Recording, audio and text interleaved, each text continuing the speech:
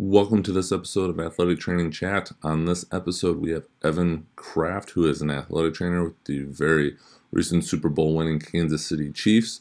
I have a unique connection to Evan in that I was his preceptor, clinical instructor, whatever it was called back about 10 years ago when we were at the University of Kansas together. So Evan and I haven't really stayed in touch well, but this was a great opportunity to catch up and also just talk about his career progression and how he went from working a lot of track and field when we were at Kansas to ultimately making it to the NFL and working with a Super Bowl winning team. Evan's got some unique insights and just some really good takes on how you can get from where you are to wherever you want to be and how that all potentially balances out in the process. So there's a lot of good information to take away from this episode.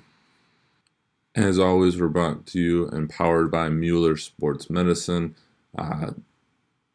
Like we've said in pretty much every episode, really appreciate what this group of people does for us and just the profession. And I know during the slowdown now, if you've got times or you've got ideas or you've got things that you want to tweak and adjust, I know they'd be willing to hear it and work to try and come up with something that would help us all out as athletic trainers. And without further ado, enjoy this episode.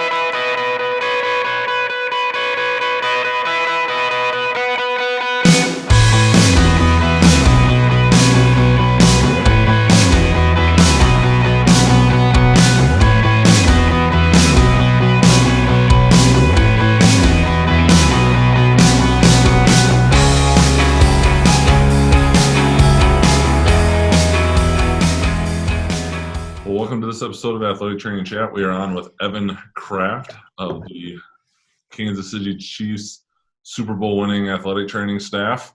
We're going to be talking career progression today and just some ideas there. And Evan and I go way back, which makes me feel old saying this now. It's been 10 years, about 8 to 10 years since we spent some quality time with Kansas track and field. And doing that whole thing there. But, Evan's had a unique rise to where he is now, and we're going to talk about how he got there and some ideas to take away from that. And so with that, I'll turn it over to you, Evan, to give a little bit more background on yourself. So I was an undergraduate student at KU, University of Kansas. I worked track for probably, I think, over the course of 2 years, probably a full year. I was going to say, you were there a lot. Yeah. I also worked football, and I did some time at Free State High School. And I think we were the last class of the 2-year athletic training program at KU, and then it transitioned to a 3-year, and now it's everybody's switching over to the Masters. But after I graduated from KU, I went to grad school at Iowa State. I worked football there for 2 years. And then from there, I went to East Carolina University full-time and worked football there for a year. And then in the summer of 2013, I got hired here in Kansas City with the Chiefs, and I've been here ever since. Just finished my 7th season. Literally just finished the 7th season like 2 weeks ago. Yep. So it's been a lot of football over the last 10 years. But this is kind of where I found my niche, and I've kind of ran with it. So yeah, that's pretty much where we're at. So but yeah, I obviously our connection, we've known each other for a while now. Yeah. Probably the first time we've talked probably since you were at Iowa State. I remember seeing you at convention. Fair. Yep. Yeah. I don't remember what year that was. Probably St. Louis, because that was the only one I've gone to. Yeah. Unless it was, I'm sorry, go ahead.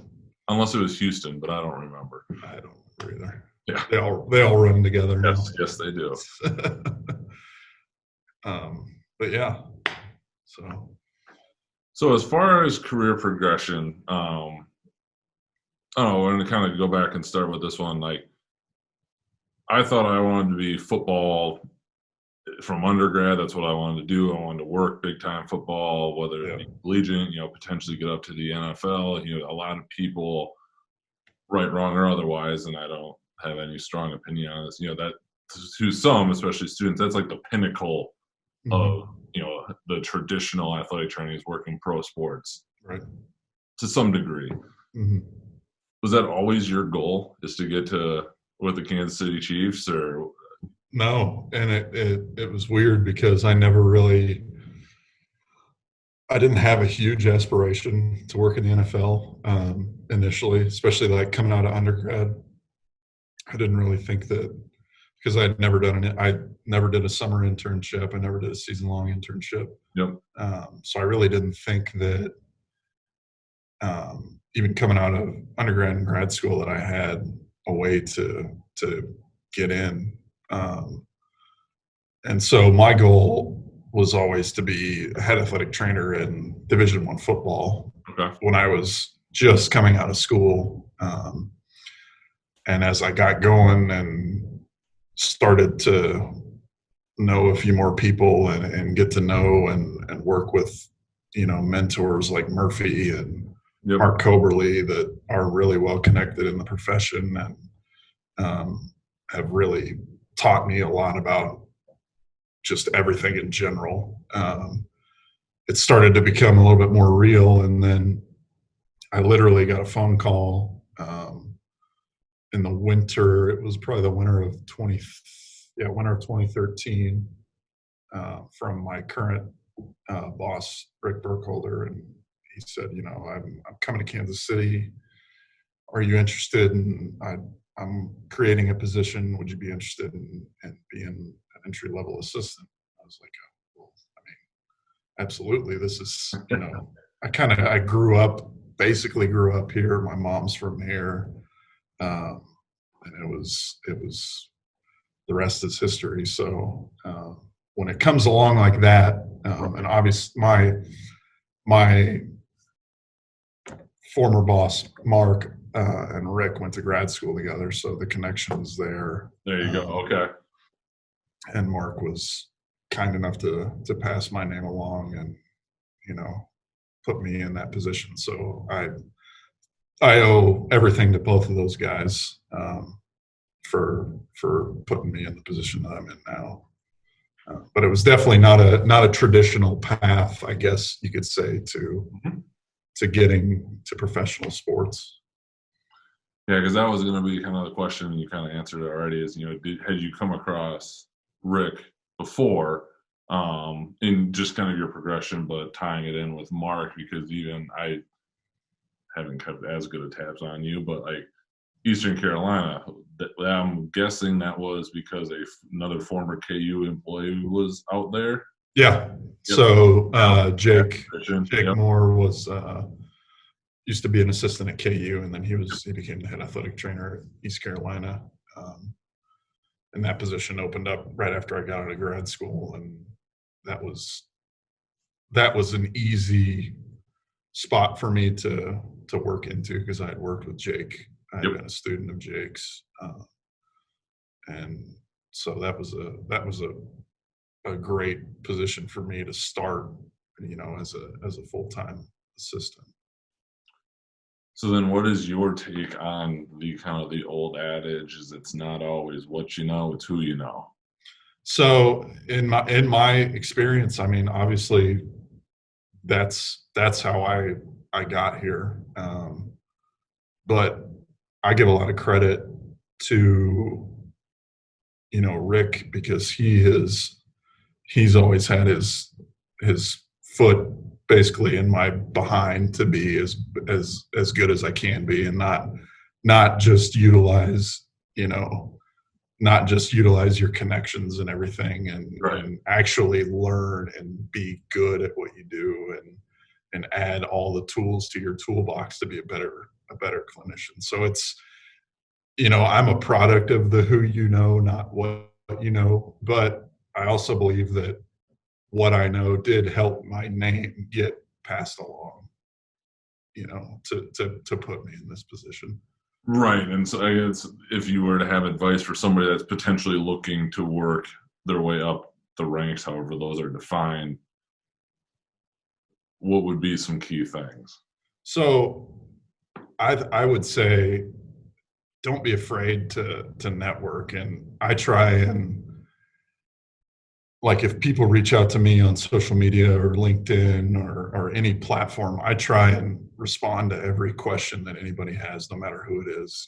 If it's a student, if it's a master's student, if it's somebody that's interested in internships, I always try to respond to them, because I think that's huge. Like, if kids aren't afraid to network, if students aren't afraid to network, I think that's big, because that takes a lot of courage to do that, especially in today's society. Like, a lot of kids just don't have that initiative to really break through that. But I encourage kids to just go out and ask questions and introduce yourself. And I love meeting young athletic trainers, and I love working with our interns and trying to teach them everything they can soak up about what this is. And it's fun to see them, take that and run with it too, when they realize, like, oh, this isn't as bad as people make it out to be. Like, like, asking questions is actually not that hard. And, Right. So yeah, so it's cool to do that, and I try to be as helpful in communication as I can too. I don't think you need to bring ego into the equation, especially when we're trying to foster this profession and grow it as a whole. So Absolutely. yeah. Do you have any best practices for younger professionals? Not that either one of us are extremely old by any means, or students looking to go into it. Because I've got to imagine, I know some of the emails I get that are written like they were sending me a Snapchat message, where it's just like wanting to respond back and be like, just reread this and think about how this might come off to someone you've never met and you're asking something from. Right. And if you've run into, or have some guidelines that obviously are going to elicit a better response from you than, hey, what do I need to do? So I like, if somebody were to send me something like that, or you get resumes and cover letters sometimes that are addressed to the wrong person. And I just kindly respond and say, I don't know that you intended to send it to the person listed in your cover letter or your resume or your email. And just kindly remind them that, like, hey, I know you're probably going through 50 different people to send this to, but just make sure that you know that you're sending it to Joel, or you're sending it to Evan or whoever, and address it as such, because that's the start of your interview process. Basically, is that's the first impression that people see of Absolutely. you. So it's got to be, as much as you want to say, hey, I'm throwing this one away because it wasn't but I like to take that as a teaching opportunity, and that's good. Let the person know that, hey, I don't think that was meant for me. You should probably go back and correct it. Yeah, it's amazing how much that still happens no matter what. Oh yeah. I've done it once or twice on my own, so I know how it goes when you're trying to, especially like the grad school stuff, when you're trying to apply for 10 different GA spots and you're sending resumes to 10 different people. It can be confusing, but it teaches you how to pay attention to detail and take the extra time to do the right thing and send it to the right person. On just anything you can do to personalize it, even if they're asking questions, like to acknowledge that I mean, unless they're under a rock and going to send you a message in the near future that, that you just won the Super Bowl or that, you've been with them for a little while, like that little bit of homework goes such a long way. Yeah. Acknowledge that they're not just taking a question and email blasting it to 1,000 people. Yeah. They're truly trying to get something out of it. That makes it so much easier, at least from anything I've had, to take the time to really want to respond to them. Yeah, 100%. 100%. And that's, again, like if you, that means more to me too. Like if you take the time to do something like that, then I'll take the time and respond to you if you really, because that shows to me that you mean business when you're doing that. So. Right. Kind of going back to career progression, we kind of talked about who you know and how that's obviously beneficial. Did you find anything that was useful into kind of the what you know? Like obviously in grad school, you're trying to consume the grad school part of it, but then beyond that, and even in your current role now, you said Rick is on your case to always get better. Has there been anything, education-wise and certification, which feels like it's becoming a dirty word because that people, you don't need them, and whatever it may be, letters, behind your name. But anything that you found to be the most impactful for you, or you think that might have helped your career progression? I know having ART for me one time helped me land a job because it made sense for what the role was. But so there's so much out there right now that you can. We always talk about, everybody has a toolbox, and you're trying to stuff that toolbox with as much as you can to be, because if you're dealing with, at our level, you're dealing with some of the best athletes in the world. You want to have like a NASCAR pit box in your toolbox. So you want to have everything that you can. But for me, it really started in undergrad and grad school, and really the autonomy thing was huge. Like, especially it started with you guys. Like it started with you and Rosie as GAs.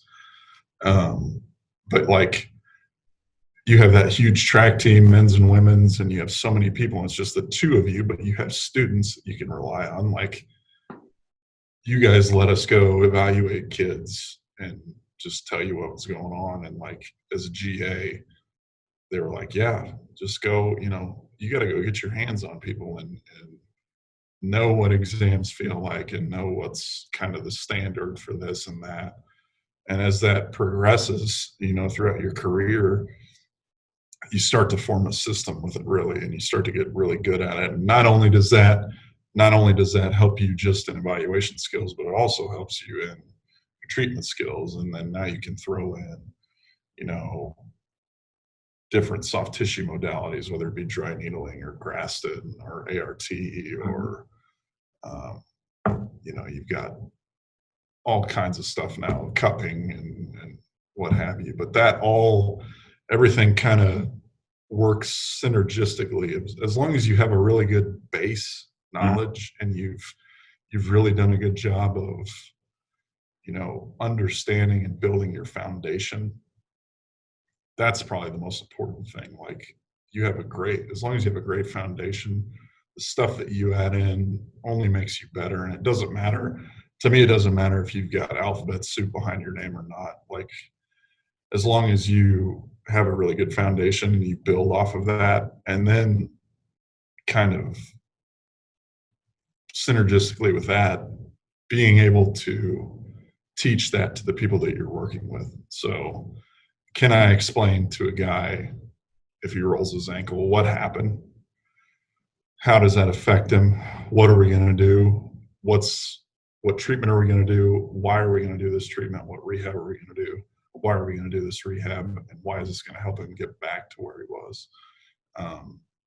So those are all really important pieces in the total picture. but like I said, it goes back to having a really good foundation. So if you don't have that, you can take all these courses and spend all this money, and you're really just kind of just throwing it into the wind and seeing if it flies. But if you don't have that foundation, then you're out of luck. So how have you maintained, and I've worked in Division I, different sports than football, and I know always the perception around football, even in Division I, is just, the MRI, in quotes, everything, if you're listening to this and not watching it. I'm assuming, obviously you guys have team physicians and whatnot where you're at, a lot of resources. How would you balance that foundation and that base knowledge and all these different things with all those resources? Because just playing kind of somewhat devil's advocate is, guy rolls his ankle, or we can do all the clinical tests, but are we ultimately going to go and get imaging done anyway, just so we're all knowing and for sure? And I don't know if that actually happens or not, but right. How do you kind of balance that in your role to hold on to those foundational things? So I still, I ultimately know that you've got all those resources there in the end, right? And you're going to have a diagnosis from a physician, and whether that's confirmed with imaging or not. But we still have, I still want to be able to do that exam. I still want to be able to see how, what an anterior drawer feels like and what a Lachman's test feels like and a pivot. I still want to be able to do that. And our physicians are really good about that too. And they say, yeah, if you want to, you can feel this after I do a special test or something. They're great with us. And sometimes when they're not here, we're the ones that have to perform that evaluation and report back to them. So it's not, ultimately they're going to be seen, but we may be the first line of people that sees them. So our clinical skills are still being used, even though your resources are going to be used on the back end. You still have to have a little bit of something to report back to whether it's Rick or our head team physician. Gotcha. Sorry, these are more just curiosity questions that I have now. Yeah. Interprofessional work. We were talking earlier just about a common former colleague of mine and current colleague of yours who's a chiropractor and ART practitioner. I don't know what else you guys have on staff, physical therapists or otherwise. In terms of that, like, how does that work? Where I'm at currently, we have a chiropractor that comes in to help us out from every once in a while, which we really enjoy. We work with our team physician, but we don't have a PT on staff, right. And nor will we probably ever at the rate we're going, but it's a different level of things. Like, how has that been, again, kind of figuring that out and, where everybody kind of fits within the bigger team? Yeah. So I can't obviously speak for every team, but in our situation, it's great. We all try to work collaboratively. So if there's something that if there's something that I can't figure out that maybe TJ knows a little bit more about, maybe it's a manipulation or something, I can bounce ideas off of him. He's great with showing us stuff. If we're not comfortable doing something, then he can handle it. But it's a collaborative effort, both amongst chiropractors, massage therapists. We have a PT on staff. Every NFL team's required to have a PT on staff, and she works right alongside with us every day. So it's just one collaborative effort, basically. Do you guys strategically at all, and maybe you don't, like, have areas of focus, in quotes, for lack of a better description? Like, TJ, just I keep going back to, is an instructor, or is still an instructor through active release technique. So that was always kind of our thing when I was with him years ago, is like, I was okay Like I took the course, Yeah. like knew what I was doing. So this is a guy that like makes his living off of doing this, like, and then teaches it. So obviously, like I would consider him kind of the master of it. Right. I'm proficient, but not to that level. So if there was just something and the timing worked out, I'd be like, hey, I'm just gonna have you wait to see the guy that is really freaking good at this. Yeah.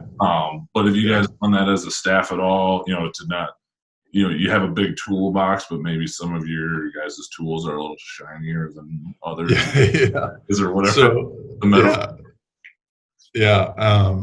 we try and do, if we do like a continuing education thing, we try and do it all together. So Okay.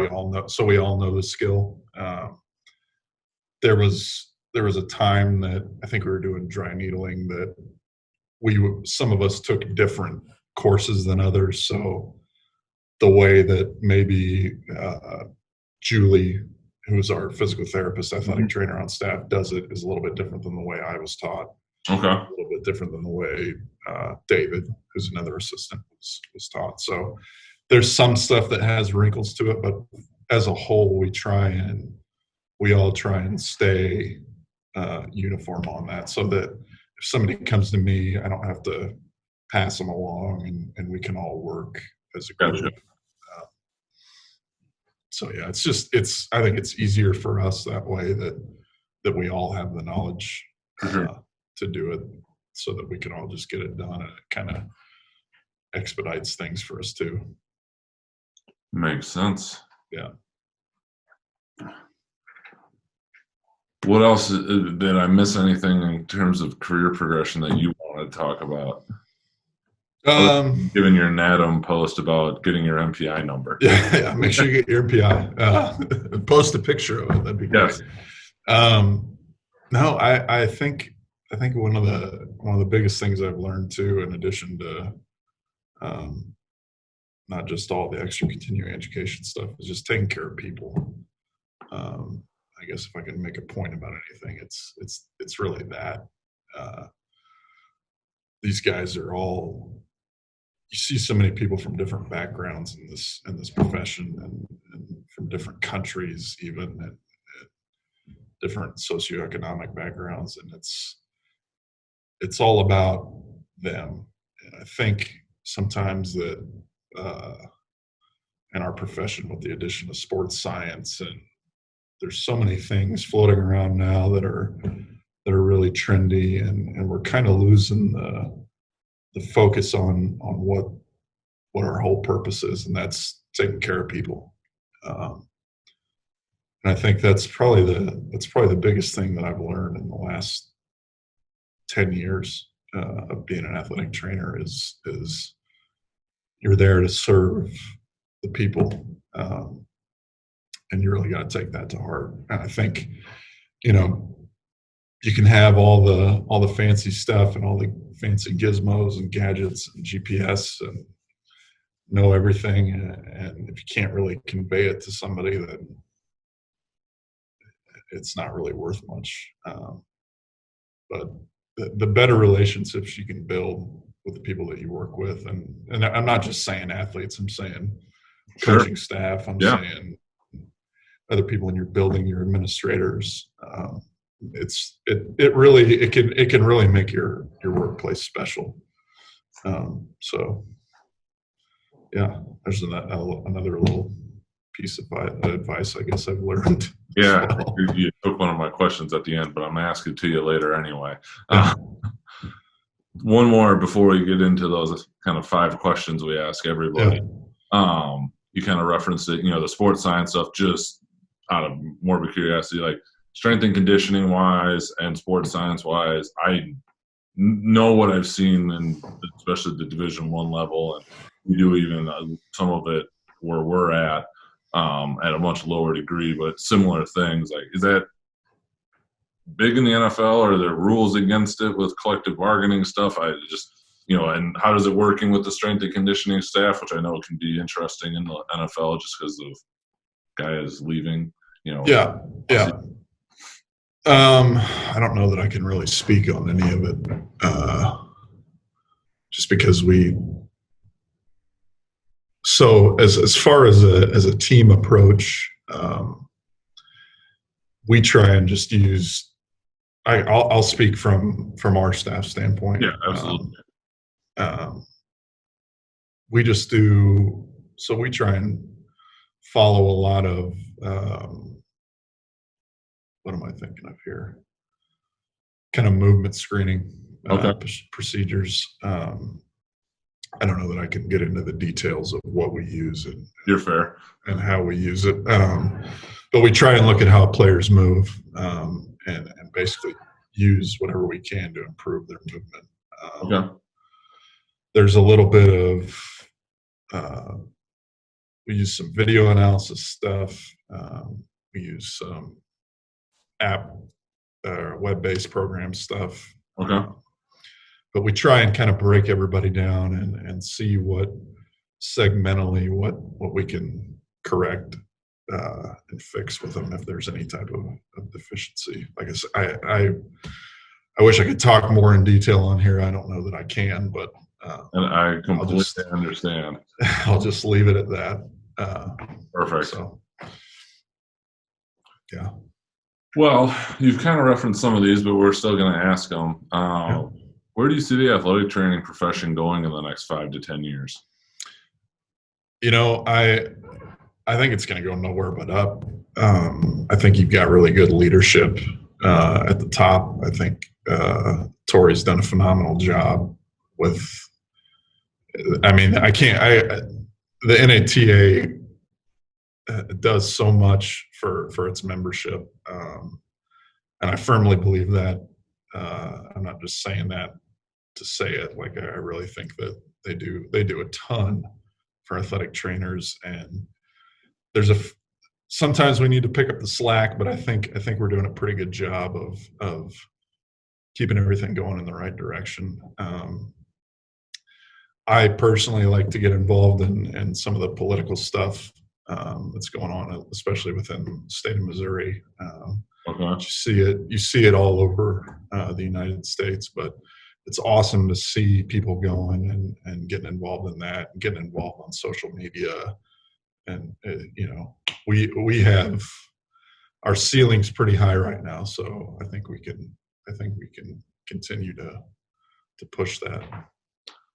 And we've left it very open-ended, which I think is proven to be good for the most, and bad in that it goes in 17 different directions. Yeah, I think that'll be the interesting one. But no, I agree on NATA. I haven't paid my dues and been like, man, where does that money go? Like, you get something a lot.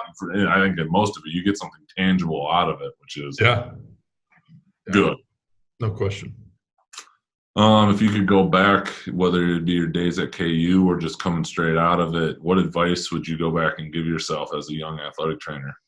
Oh man, I actually thought about that earlier today because I kind of thought that question was coming. Yep. Man, that's a tough one. I probably, as a student, I probably wish I would have. And I know that you have hour limits and stuff, but I probably wish I would have spent more time in the training room and just getting to know everybody. Like physician, like our as a student, your interaction with doctors isn't the same as it is as a certified. It's funny. I was with Dr. Randall the other day at a dinner, and I said, the first surgery I ever observed was in 2009, and it was one of your surgeries. And he was like, really? Who was it? I was like, I don't even remember. And it was crazy how it had all come full circle. But I kind of wish I would have gotten to know a little bit more of the people involved, because as a student, you don't really have that access to those individuals like you do when you're full-time staff. Absolutely. So, what has been one of the most influential resources you found in your career? Oh man, influential resources.